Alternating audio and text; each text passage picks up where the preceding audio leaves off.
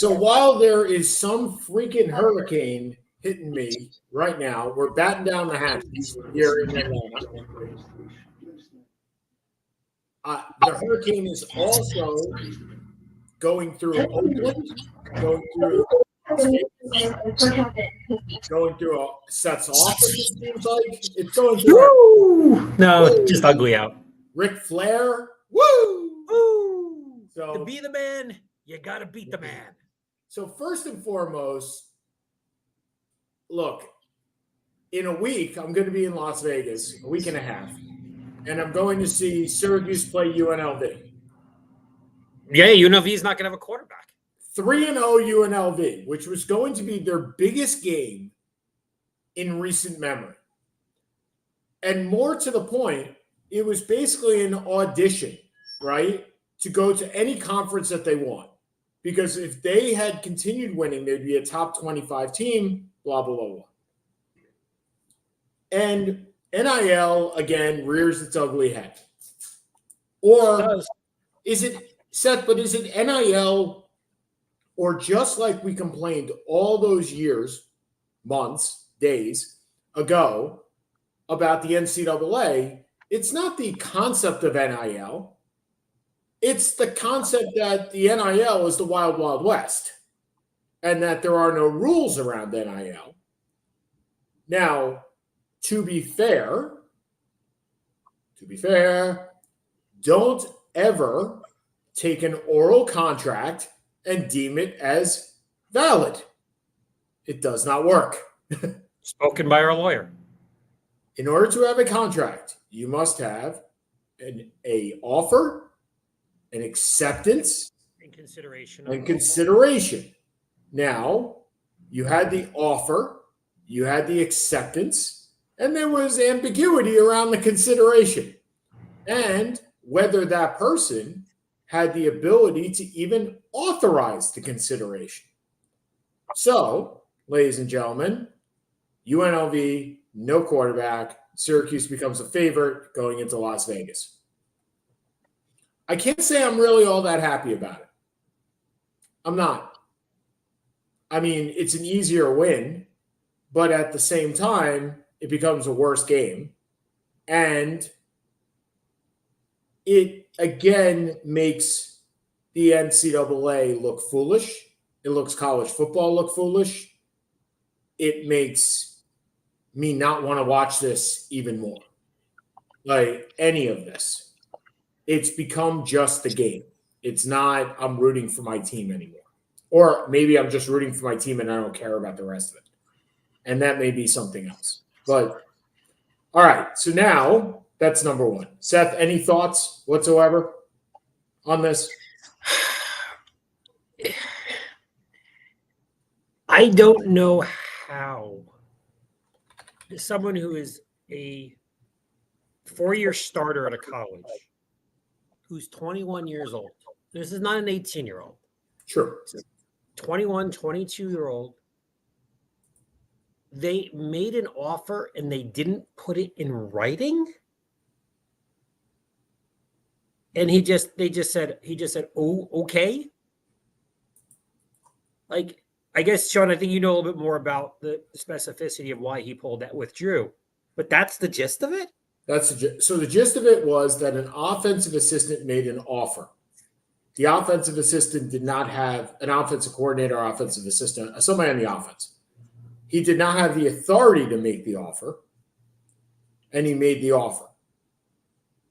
So how does the 21-year-old know that he doesn't have the authority to make that offer? You don't. The only way that you know that is, oh my God, put the thing in writing. And then if he signs it, then he is personally liable. Otherwise, there's ambiguity. And this is where we are today. So wow. 21 years old, which means he says he withdrew last night. 3-0 UNLV, withdraws last night. And he's taking a redshirt year, his COVID year. And he will be going to another place to play his 6th season next year, somewhere else. Now, to be fair, and I say this all the time, to be fair, as we have learned, in the quarterback position, age doesn't really matter. Right? I mean, if you're Chris Wenke or you're Quentin Ewers, you know what you're getting when you're Chris Wenke as opposed to Quentin Ewers. But there may not be as much development. But if you're Andrew Luck coming out at 22 as opposed to Andrew Luck coming out at 20, you don't really care. That doesn't matter to NFL team.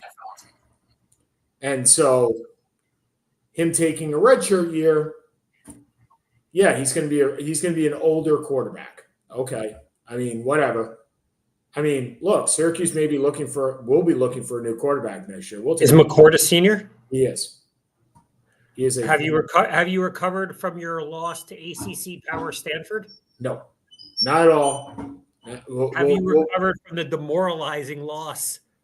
Nope. Of our fantasy football team? No. We'll get to that later. We'll get to that later. First, I think there is more demoralization, if that is a word. Demoralization? In California this week over the loss of the Oakland Athletics.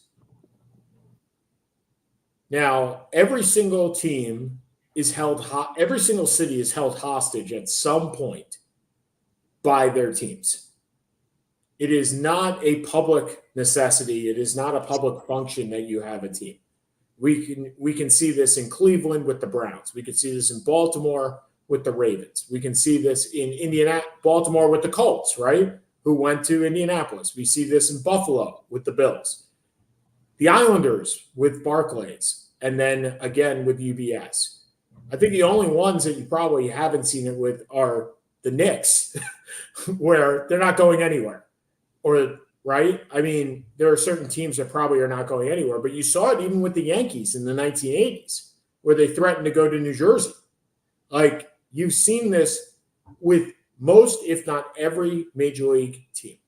However, 99% of the time, nothing ever happens, right? 99% of the time, there's a agreement made. 99% of the time, the owner, the city, basically, as Jim Carrey says in Liar Liar, bends over and takes it up the tailpipe, right? 99% of the time, that happens. And then we have the Oakland Athletics, the 1%. And Oakland played its final game in Oakland last night, or 2 nights ago, after I think they went there in like 1955. So it's been 70 years. No, I don't think it was Kansas City. Kansas City, 1967 or something like that. That makes a lot more sense. Right? 1967. So it's been what? 67, 60 years instead of whatever. 58 years. And now they go to Sacramento for 2 years in a minor league park where it's 108 degrees average on the surface of the playing field. Kind of reminds you of the Cardinals in Old Busch Stadium, right? With the Astros. Yep. I remember when we went there. That was so hot. I mean, we went to Oakland. This is 15 degrees more than Oakland. And they're playing on a field turf, not grass, which is going to make it even hotter because they are sharing the stadium with their AAA team. For how long? 2 years, maybe more. Meanwhile, in Las Vegas, they are building a new stadium on the site of the Tropicana Casino. Yep. Which will be the smallest footprint in Major League Baseball, 7 square miles. No, sorry, 7 acres. 7 acres of. I have visited. They're going to, Seth, they're going to have to put up nets so the balls don't hit the street. Like it's going to be like a golf driving range. You're going to see nets on the outside because otherwise cars are going to get hit. Like the walls are going to buttress. It's going to be very similar to Fenway, except for the fact that you're not going to close down, I don't know, Las Vegas Boulevard during a game, because that's not going to happen.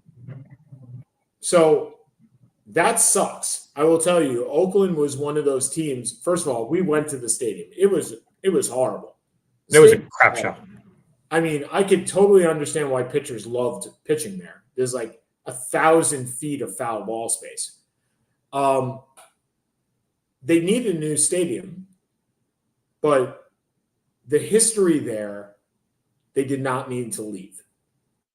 And when you equate, I mean, if you think about making an all-time team of Oakland A's, no Kansas City, no Philadelphia, Oakland A's, where you go? First of all, you start with the outfield. Tell me your outfield, because your outfield is the easiest part. Ricky is the second most popular A of all time. It's probably Ricky, Reggie, and Jose. Yeah. And Reggie is by far the most popular A of all time. It's not even close. Okay, so that's your outfield. Yep. Your first baseman's McGuire. Yep. Or Giambi. Or Giambi. But McGuire was there a lot longer. I mean, Giambi was a better player. I don't think, I'm not sure that he was there.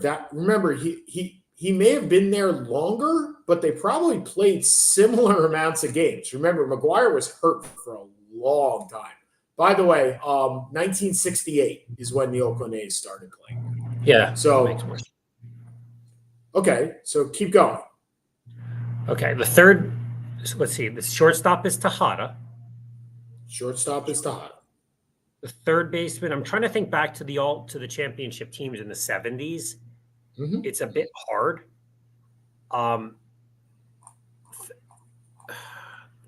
Third baseman is either probably Sal Bando, or it's Carney, or we play Carney Lansford, or Joe Rudy. He was later on, obviously. Yep. Second baseman.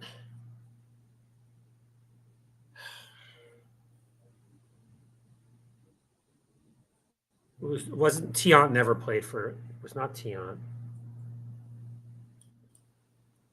I mean, I can name random players, but I can't think of a second baseman off the top of my head.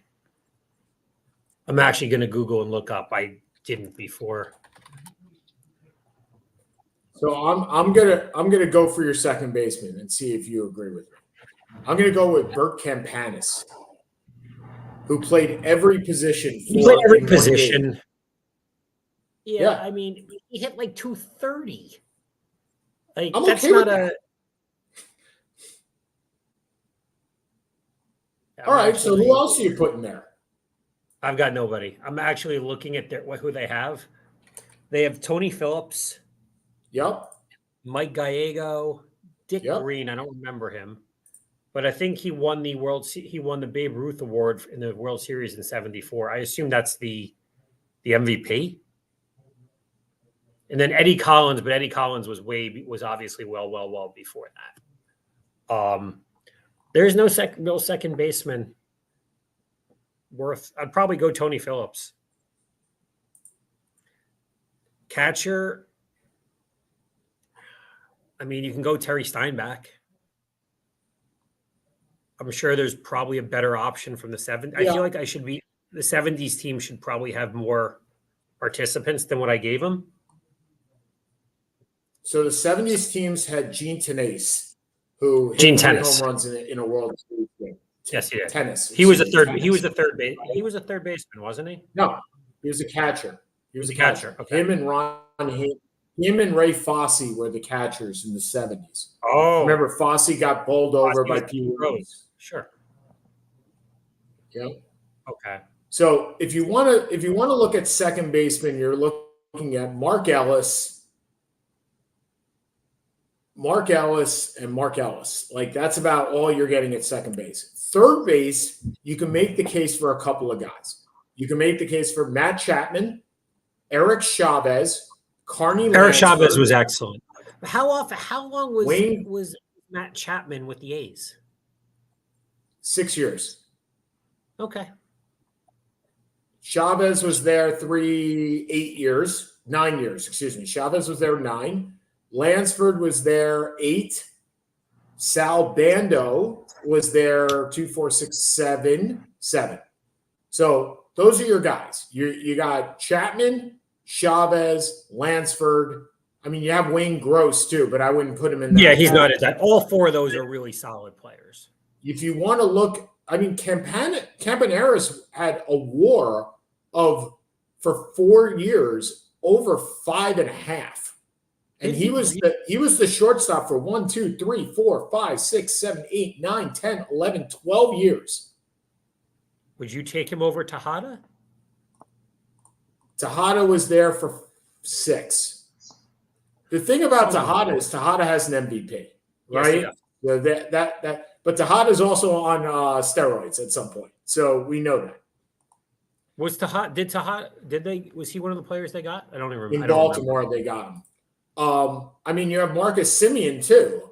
Look, again, these guys are all interchangeable. You don't have the outfield the way you don't have your Ricky Henderson. You can also, by the way, 2 Hall of Famers and 1 guy who won an MVP and was the first 40-40 guy. By the way, if you're going center field, so you're putting Ricky where? In left? I would assume you have to put him in left, right? Because that's where he played most of his career. Your center fielder is Dwayne Murphy.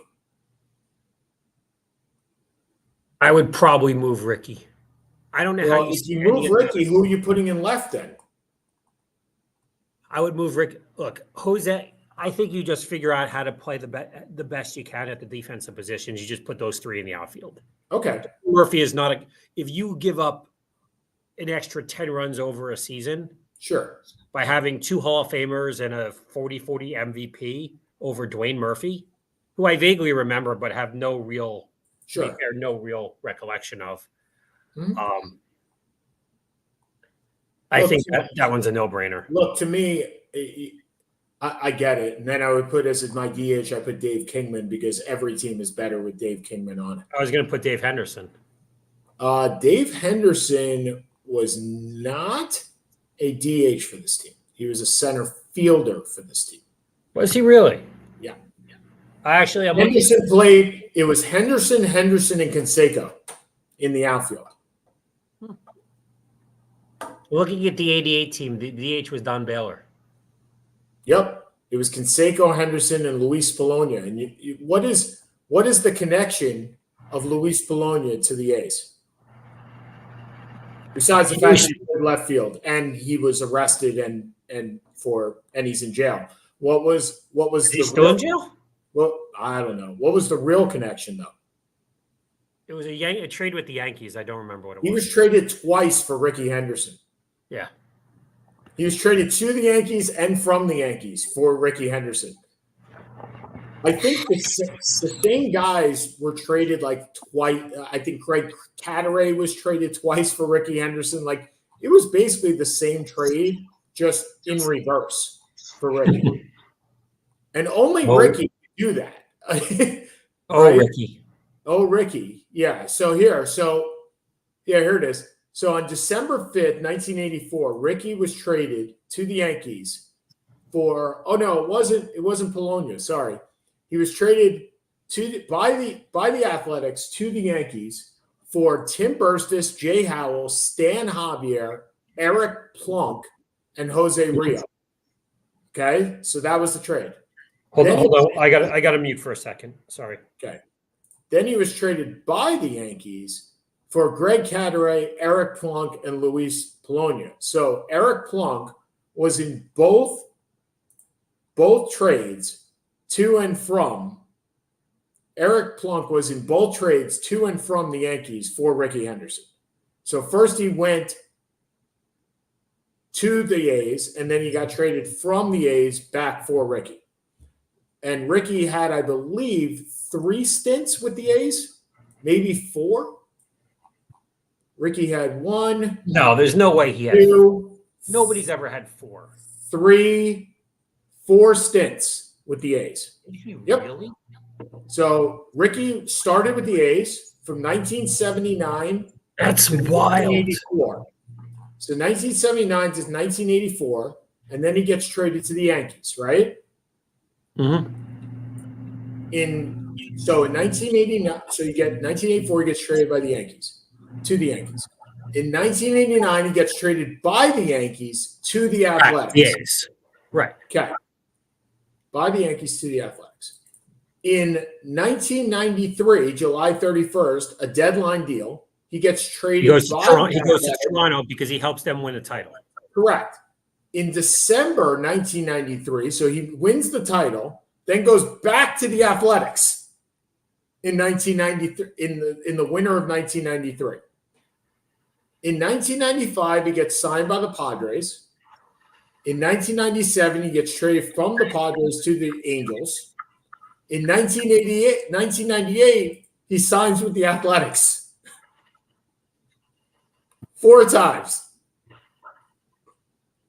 4 times. Unbelievable.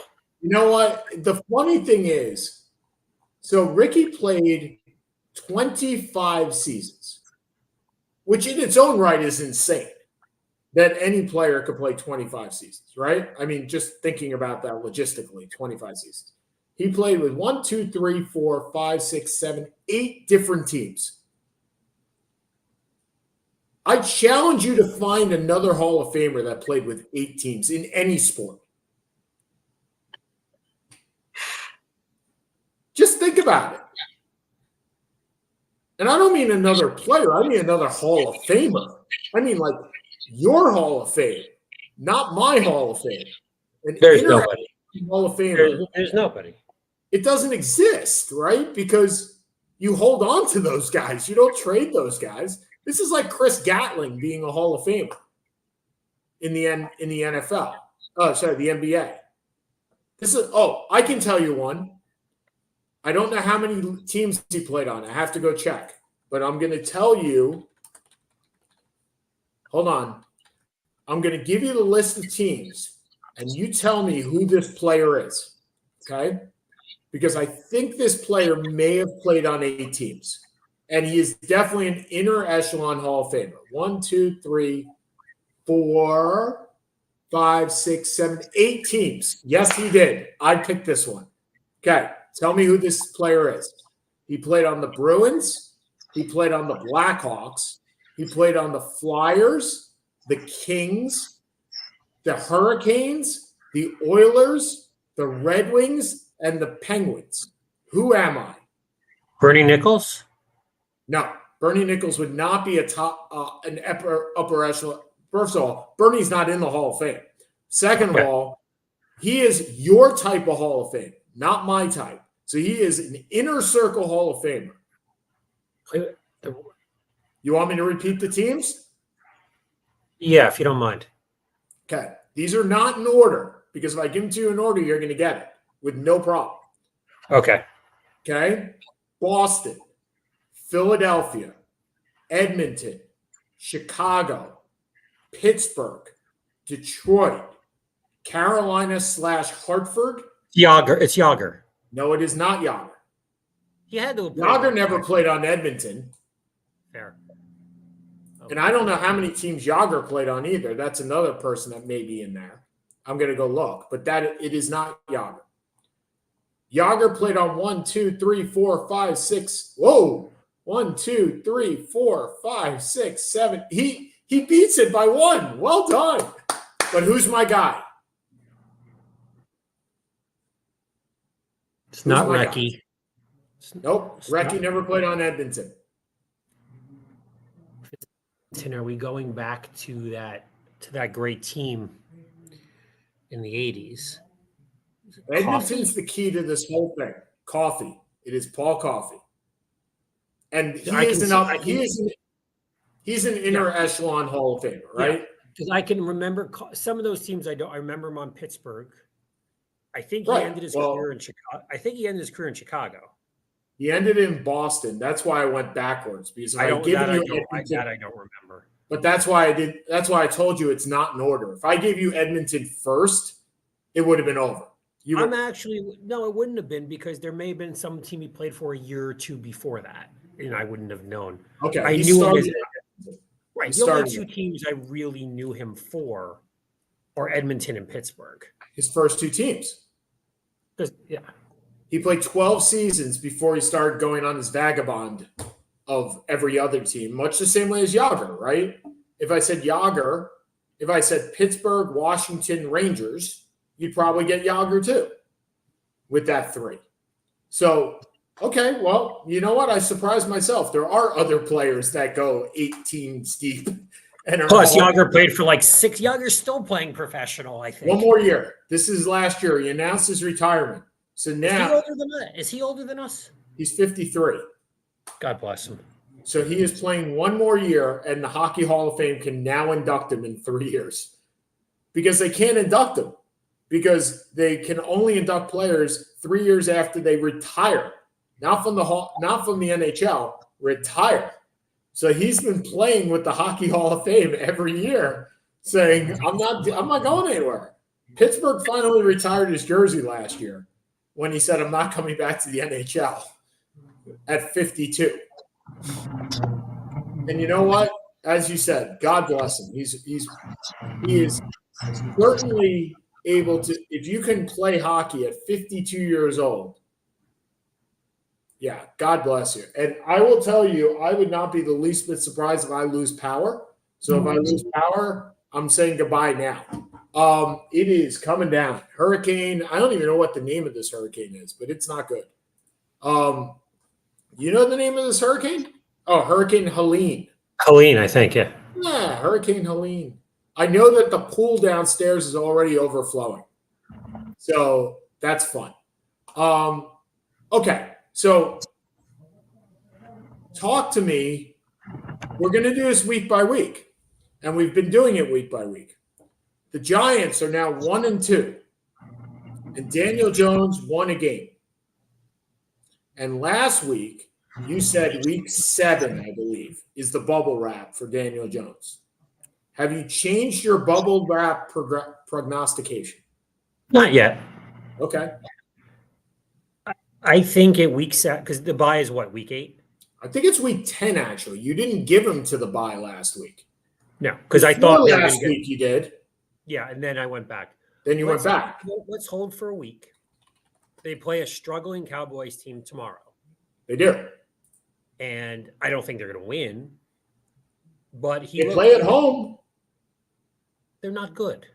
Okay, they're just not that good. Okay. But you know who is good? Malik Neighbors is good. Yes, he is. Good. He's your best wide receiver since Odell.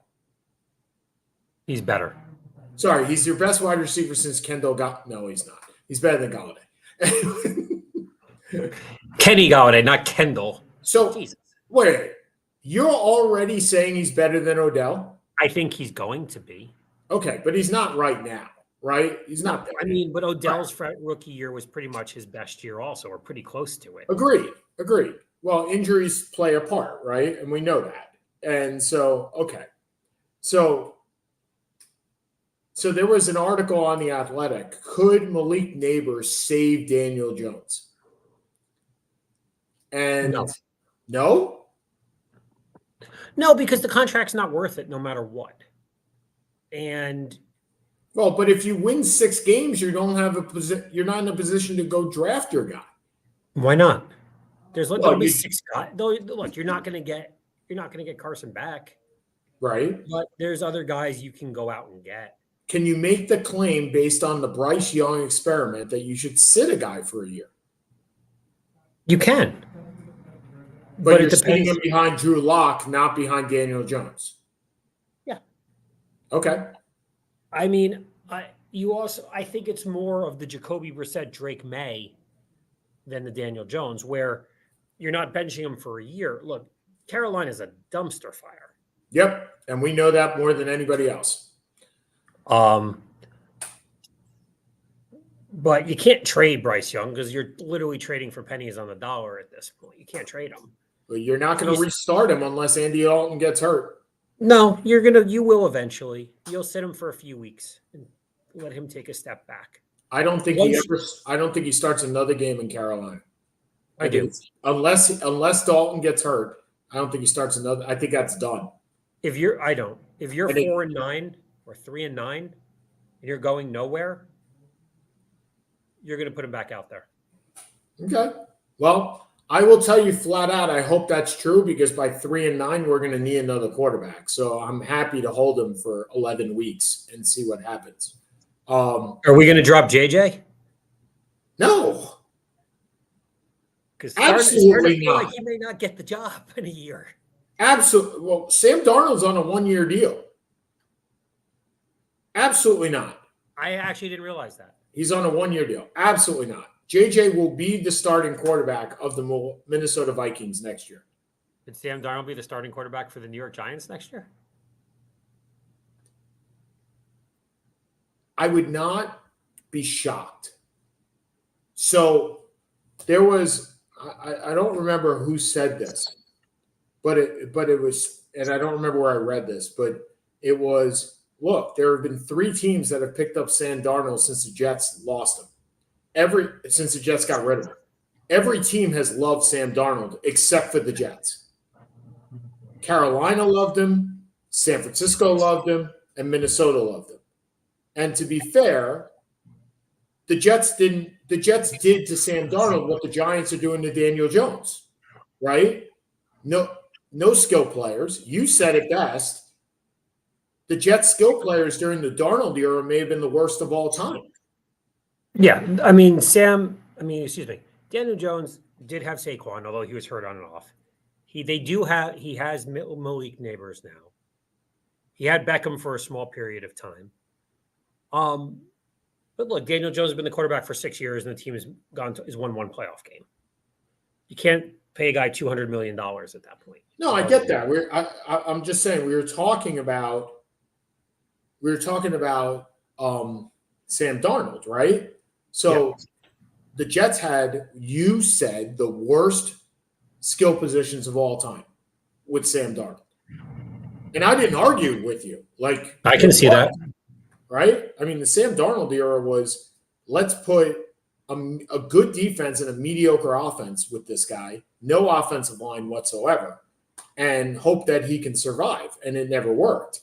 And now, perhaps, as we see numerous times, and maybe that's the point, is that we used to say that it took players time to develop, right? In all sports, right? Mm-hmm. Power forwards in hockey, right? Your John LeClairs that came out that were very raw, right? And it took them a couple of years to develop. You look at your NBA players where they came out at 20 years old, and it was like, okay, great. You came out at 20. At 22, you look at De'Aaron Fox, perfect example, right? It took him time to develop.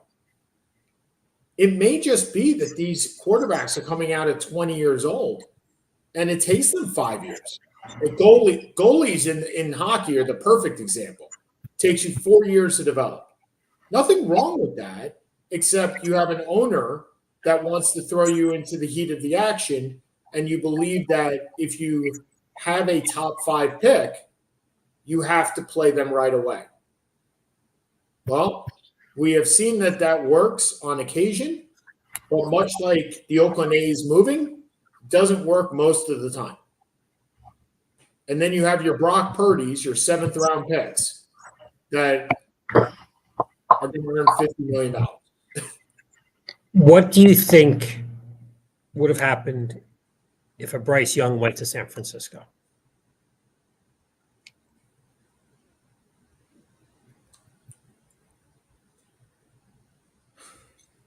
Don't you think he would be getting a 9-digit contract right now also? Well, they weren't the same draft, but yeah, probably. No, but the idea is the same. Obviously, they're the same draft. It's infrastructure, right? It's why is Malik Willis won more games in Green Bay than he did in Tennessee? There is a functional structure. Yeah. You know why? Well, Malik Willis is a little different too, though. Yeah, Malik Willis is in a different system too, right? I mean, the system that Malik Willis was in last year was, I don't have a guy to throw to, because DeAndre Hopkins was hurt most of the time. He didn't have a wide receiver, so it was every time I need to throw the ball, I'm throwing it to Treylon Burks. Now he's got a plethora of wide receivers. That's not to say you're wrong. That's just saying it's a different system, which I think is your point. Matt LaFleur is in a different system, right? Yeah. Look, congratulations to Malik Willis. He has earned himself an NFL job, right? Whether it be a backup or a starter. He was traded for a 7th-round pick at the end of training camp.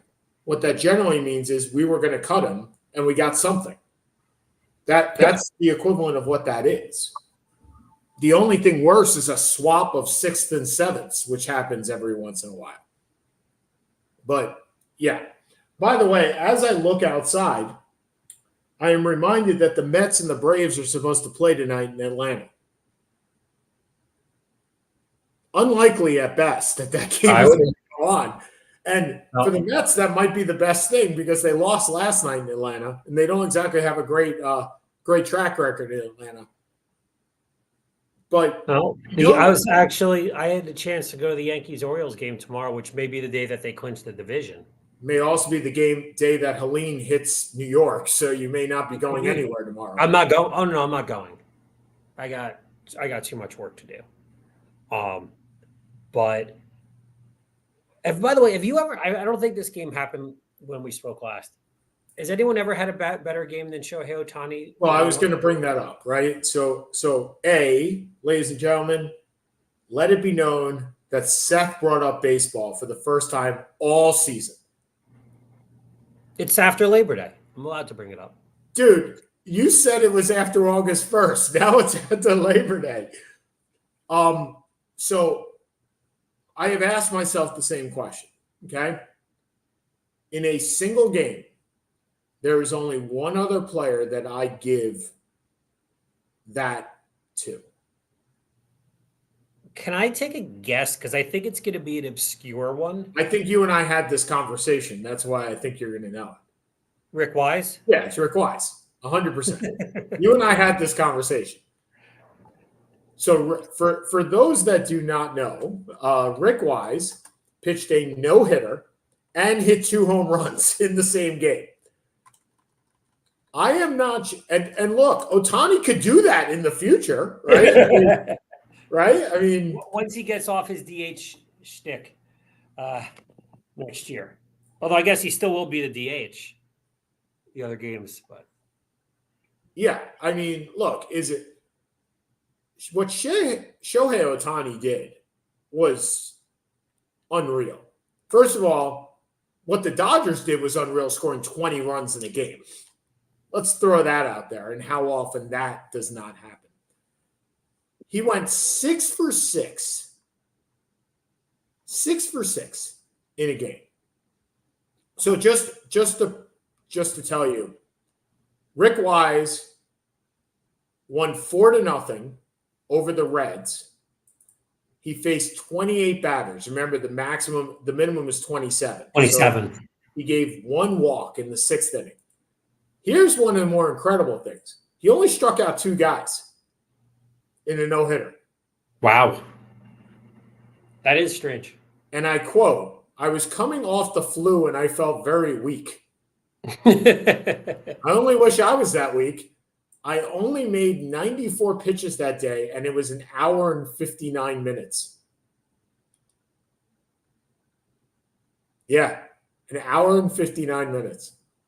So, anyway, hits 2 home runs in a game, pitches a no-hitter.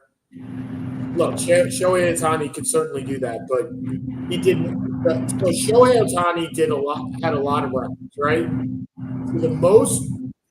So 6 hits and 6 at-bats is just incredible to begin with. The record is actually 7. Do you know who did it? You know who did 7 for 7? Wait, 7 hits in a game?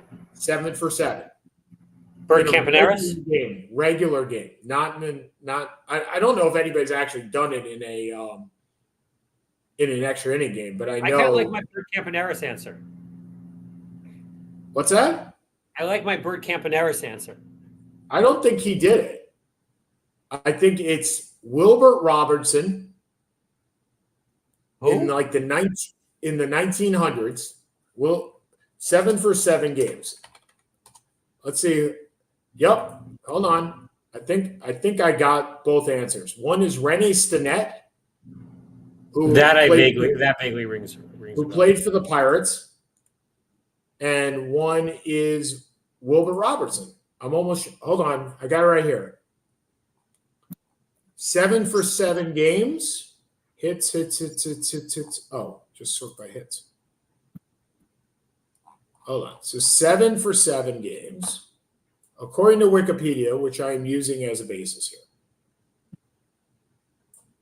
So Andrew McCutchen, how is that possible? Oh, Andrew McCutchen had 7 hits in a game, but he also, I think the game went 14 innings.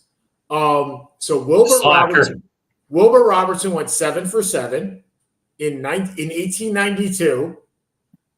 By the way, was that about when we started the podcast? Yeah, but I'll give I got to get some credit for knowing that 1892. That is pretty amazing. And Rene Stinnett did in 1975. So those are the only 2 guys that had 7 hits in the game. You can make the case that Sean Green's 6 hit game may be the best of all time as well. Didn't he have 4? Was that a 4 home run game? 4 home runs. You can make the case that Mark Whitten, who had 14 RBIs in the game. Yep. And a grand slam. I think it was 2 grand slams. 2 grand slams, right? These are all, but if you want to look for perfection, Shohei Ohtani is by far the best game, right? 6 for 6. He missed the cycle by a triple. He had 10 RBIs and 2 stolen bases. It's not bad. And went 50 for 50 in the same game. Like, that was the 50 for 50 game. He will not, I do not believe he will do this again. I do not believe he will go 50 and 50 again because he's going to start pitching again. Yeah, he's going to start pitching. And that won't happen. He will be the first pitcher ever to hit cleanup, though, which will be fun. But no, Babe hit cleanup. Yeah, he probably did. I mean, it was, to be fair, 100 years ago. I don't really remember. There was no DH at the time. No, I know he hit. I know there was no DH. I don't know if, I mean, he didn't pitch for the Yankees, but with the Yankees, he didn't hit 4th. No, he pitched with the Red Sox and pitched with the Orioles before he even came over to the Yankees. Once he came over to the Yankees, I forgot who the owner was, but he's like, this guy brings in more dollars with home runs than he does with wins. So we're going to make him a full-time outfielder. And in his first year, I believe it was 1923, he had 54 home runs, which was more than every other team combined. I think it was Jacob Rupert. That's right. Yep, it was. He bought him from Harry Frise. Harry Frise. No, Nanette. For $100,000 so we could open up the show called No Nanette. No, Nanette. This is what lives in lore, ladies and gentlemen. No. Well, this is what we studied before there were video games. This is what we read. This is why. I read about No Nanette. Well, do you know the other fact about Wilbur Robertson? But is his brother a Hall of Famer also? His brother was not Jackie. No. Okay, Wilbur Robertson caught a grapefruit from a plane.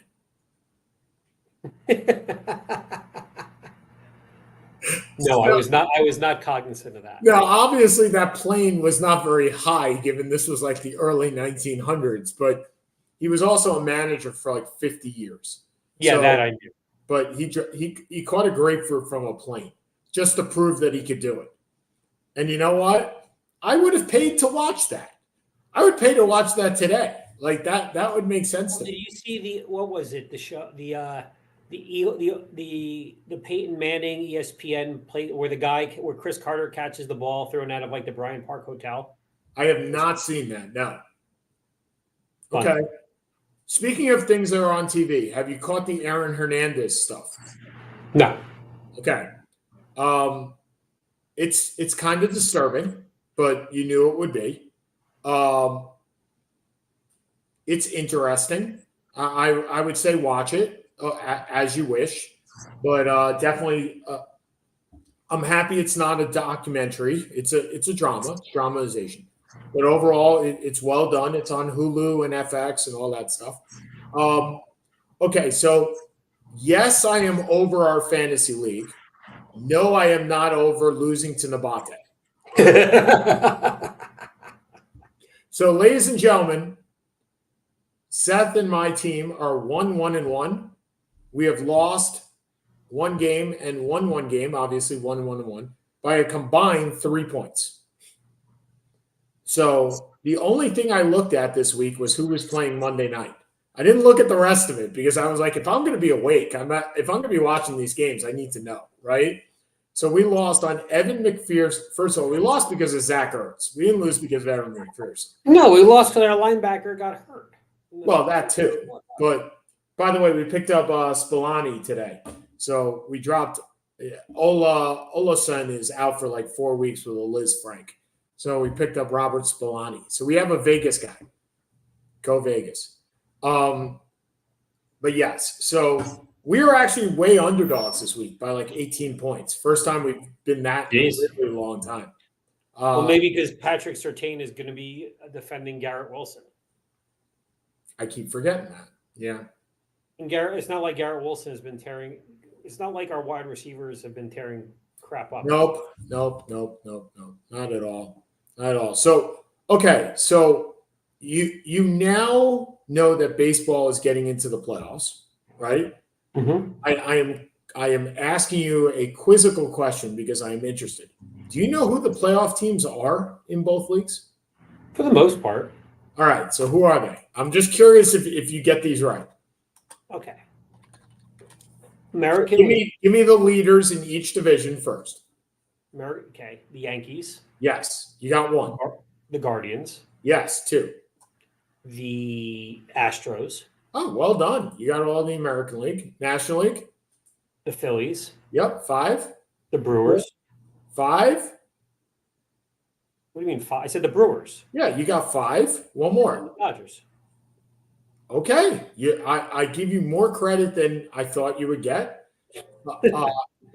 How about your wild card teams? Okay, you have Baltimore. Baltimore is 1. They have clinched. They have clinched. There's a couple teams I think that are still out there in the American League. You have Kansas City, Minnesota.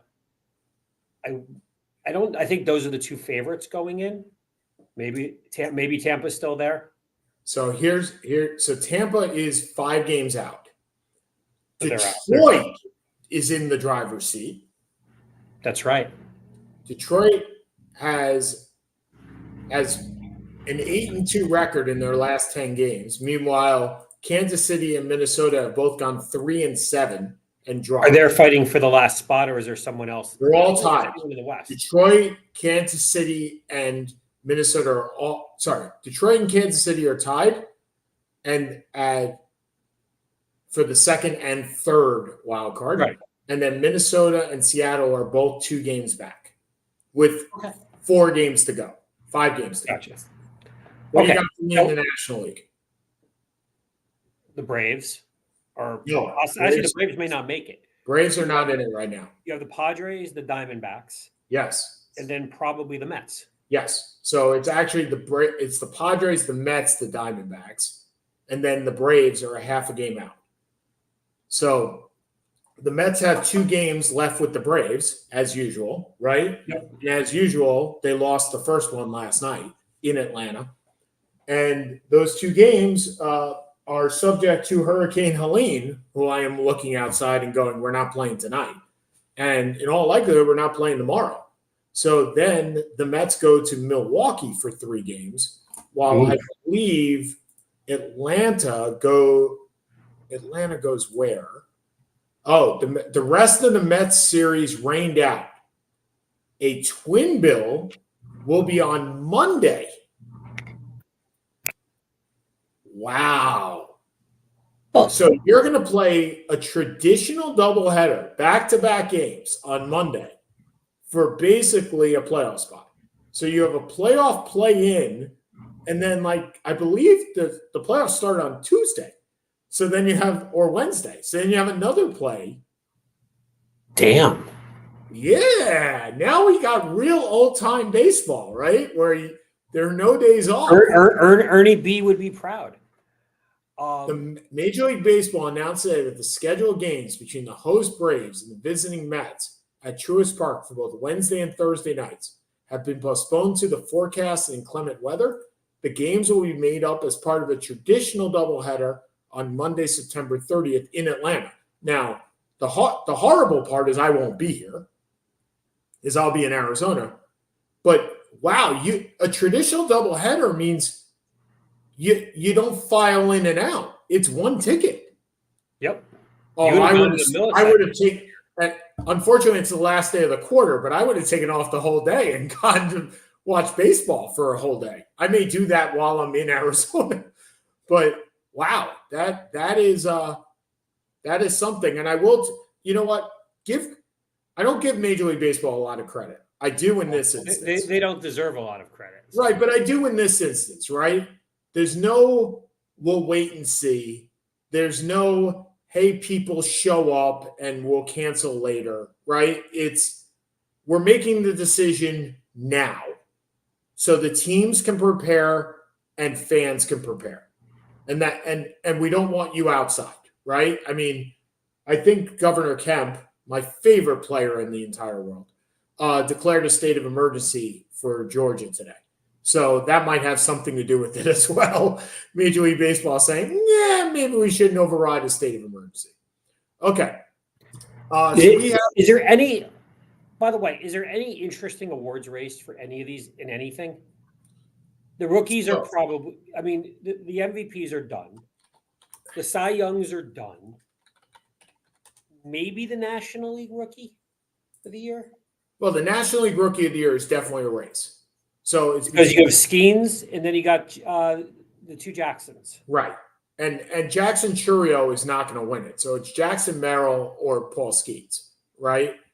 The American League MVP should be a closer race. It won't be. It's not going to be. No, it's Judge, and more Judge. Although Witt is having a season. Someday people will look back and say, how did Witt not win the MVP? No, I don't think. Hold on. I had a follow-up. And then they'll look at Witt's stats, like on the back of a baseball card, and go, if people actually look at baseball cards at that point, and say, how did he not win an MVP? How did he come in second? And then they will go look at Aaron Judge, right? Right. That's my point. It's not that they're going to compare the two. They're just going to go, Bobby Witt had a 10.5 WAR. Which is, I think, the top 20 of the last 50 years. Right. Or some absurd number. Right. And he just got judged. Like that's right? He just walked into a judge. And the same thing with Francisco Lindor, right? With the Mets. Did Lindor have an all-time great season? No. He had a wonderful year. He had a wonderful year, but you're going to say Shohei Ohtani won an MVP as a DH, right? And I have a hard time giving it to a DH to begin with, just in general. I would not have a hard time if he pitched, right? And you combine the two, but the DH kind of skews me the wrong way. Probably because I hate the DH to begin with. But the fact is, really, you've never said that before. No, never in a million years. But the fact is, Shohei Ohtani had a year that you won't forget. It's 50 and 50, right? We like round numbers in baseball. Nobody cares. Do you know how many guys have a 20.20 rebound season in the NBA? Probably one. I believe it's two, but the point is you had to think about that, right? Mm-hmm. My point is you don't have to think about it when you deal with baseball. because it's such round numbers, right? 40 for 40, 40 and 40, you know that there's now 2. That's it. There's been nobody since Canseco? I don't believe so. So 40 and 40 is 2, 50 and 50 is 1, 30 and 30 is 1,000 now. Wow, that's like watching my kid watch number blocks based on that math. Well, yeah. Okay, so last 5 minutes. Would you like to go first? No, you can go first. WNBA playoffs. I am excited. I am. I think I need some basketball in my life. I'm not sure if I'm just really, really, really excited over the upcoming NBA season, which I'm sure I am. But I've been watching the WNBA. I've always enjoyed good basketball, not necessarily even back in college. I would watch women's because I've always said that women's basketball is fundamentally better. And I really believe it is, still is. While the NBA is basically a high-flying show, which has its own entertainment value. But give it up for Lexi Hull. I mean, I know there is a ton of credit, rightfully so, to Caitlin Clark for making the Indiana Fever as good as they are. But without Lexi Hull and her defense, and she was the top 3-point shooter in the WNBA this year, the Fever do not make the playoffs. You're looking at me like, why do I know that, right? Sean, why do you know that? Yes, I watched WNBA. Wow. I know Asia Clark was Asia Wilson was, yes. Asia Wilson was the unanimous MVP. I know Taurasi's probably retiring after 37 years. Sabrina put up 36 last night to lead the Liberty. Oh, Sabrina Ionescu's insane. Into the semifinals. So why is this surprising that I know this? I'm genuinely surprised. All right, you got 3 minutes, dude, because I got 5:30. Fair enough. It came out last night or a couple nights ago that Brett Favre has Parkinson's. And I'm not really sure what to make out of this, to be perfectly honest. I mean, this was under, I believe, a deposition where he's being deposed in regards to the misuse of welfare funds that went to, I think, a volleyball court for Southern Mississippi. Yep. Instead of going where they should. He had estimated that he had over 1,000 concussions in his playing career. Now you're giving me the look? Yeah, because I don't believe that for anything. Anyway. I said that was what he had said. I didn't say I have no idea. No, I know that, but I'm giving the stink eye because I don't believe it. Anyway. Fair enough. I mean, look, regardless of you can't help but feel bad for him. Doesn't excuse what he did. Doesn't excuse the ramifications. We've seen people with CTE where it's led to a variety of things. And athletes know this is the cross they bear when they play. They may not have known at that point, but they've known throughout that there would be long-term ramifications. I know he's denied wrongdoing with all this. I wish him well. I hope he doesn't use this as an excuse. I struggle to have sympathy for him because this never would have come out had this not happened.